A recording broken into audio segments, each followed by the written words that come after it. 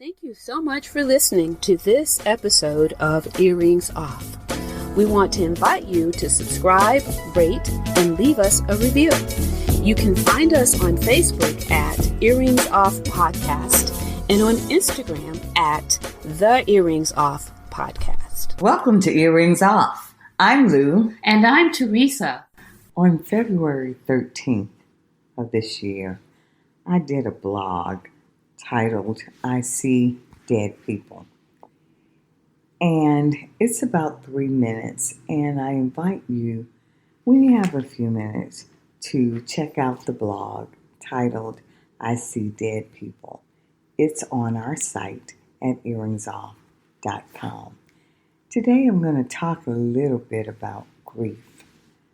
A friend lost her husband last week. And this morning, she had a friend, his wife had been ill for a while, and she passed. And it made me think about grief and loss. And I remembered the blog, and I had a few other thoughts that I wanted to share, because anytime we're faced with grief, it's helpful if we can provide some degree of comfort to those who've lost a loved one. This past week, I read something that struck me. It was in the New York Times, and actually it was in an advertisement, but it's by Biz B, and the little advertisement noted that it was from London, England. When my father passed away, one of his friends dropped off a loaf of homemade bread for me every week for over a year. She was never expecting a chat. She'd just say, "The bread's out front," and then she'd leave. When all the initial check-ins from people stopped, she was there with the bread. That just struck me because it tells, in that instance, how special the father was to this friend, that she wanted to show support for the friend in some way. And what she was capable of doing was bringing some bread. And that was her display of love and support to the daughter who lost her father. And sometimes we try to come up with what to do that shows our support, but many times it's just something simple that we're capable of doing to just let someone know we're here. When we visited the friend whose husband recently died, another lady in the group, her husband passed about a couple of years ago. And I'm sure the conversation between the five of us provided some level of support to the friend who recently lost her husband. And what we did was just to call in advance and set up a time where we could just go by for a few minutes to just support her. During the conversation, she seemed to be doing well and managing. The phone was ringing constantly. There was a stack of paperwork on the table, and she said it had just been non-stop activity. And so what we said to her was that don't feel like you have to even answer the phone. And even if people leave you a voicemail message, don't feel like you have to return that right then. You have to pace yourself. You've been through a lot, and it's critical now more than ever that you take care of yourself. And I think she heard us because all of us kept saying some version of that people mean well and they love you. And when death happens, we get anxious because our heart grieves for people that we care about. We're grieving about over the loss that we've suffered in losing the family member or in losing a friend or colleague or neighbor or whatever it might be. We're grieving as well, so we're a bit off balance. And so we're off balance, and yet, out of love and caring, we feel like we have to immediately show some sign of support.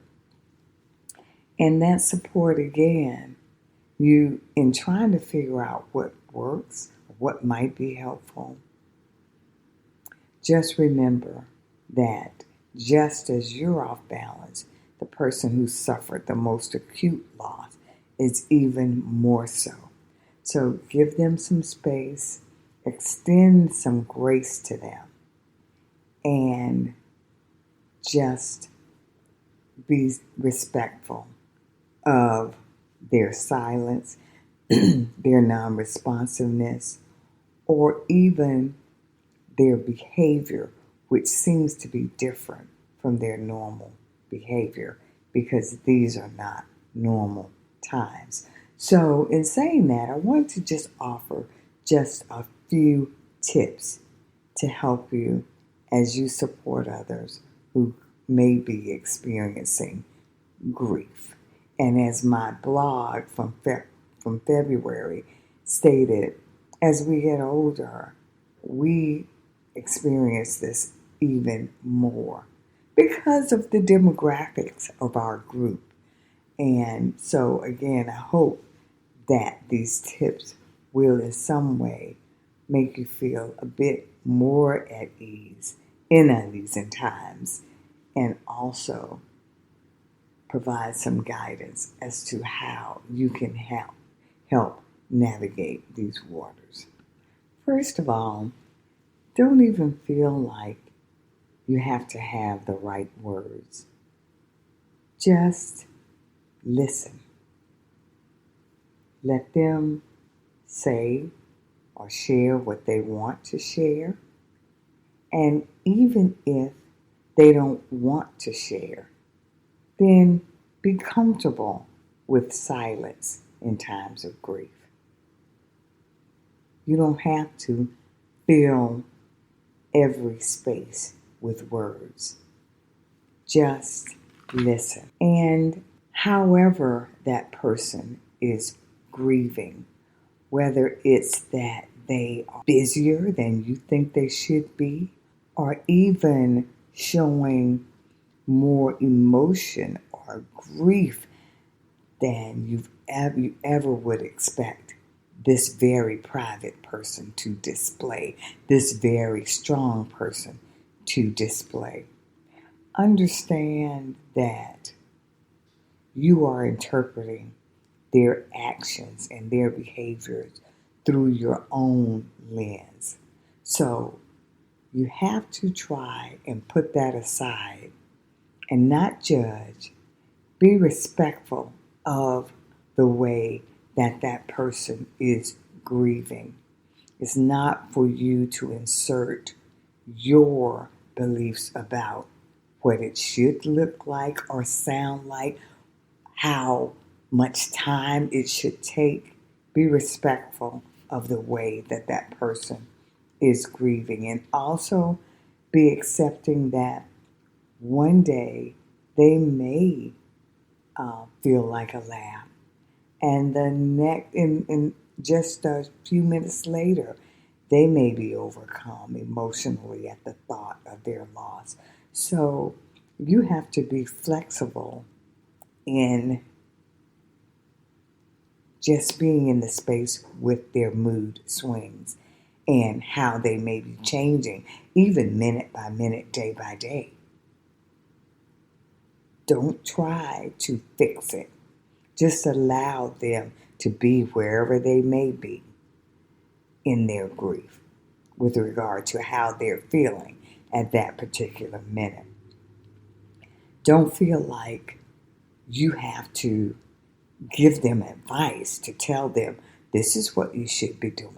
Did you think about this? My cousin's husband died, and this is something that was helpful, or this might be something you want to consider.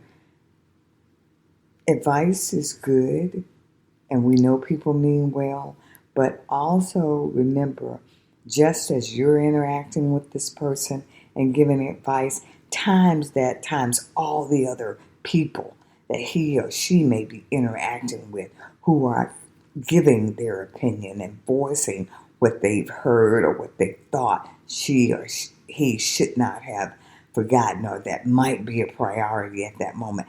That's a lot. People mean well, but it's a lot. So just try to be mindful and avoid giving advice, and just accept that the person may not be ready to hear what you believe may be a priority. Now, I'm not talking about in instances where there's danger or something's life-threatening, but I'm talking about in an instance where you believe maybe there's some document that needs to be filed, or you want to offer your thoughts on the obituary or the service or what might be done. Just try to be mindful that people are going through a lot and they can only hear so much. Maybe what you can do is offer to help with maybe some type of practical task. Do they need the lawn mowed, or do they need you to run an errand? Would they like for you to pick up some cards, or to serve as the person that answers the phone, or to take messages, or to just again make sure that they have a cup of hot tea, or paper plates. What can you do that will ease their load at this particular time? Let them know that while they may not hear from you, you are trying to be respectful of their space and not overwhelm them with communication, but let them know that you are here and you're not going anywhere. And that's all you need to say.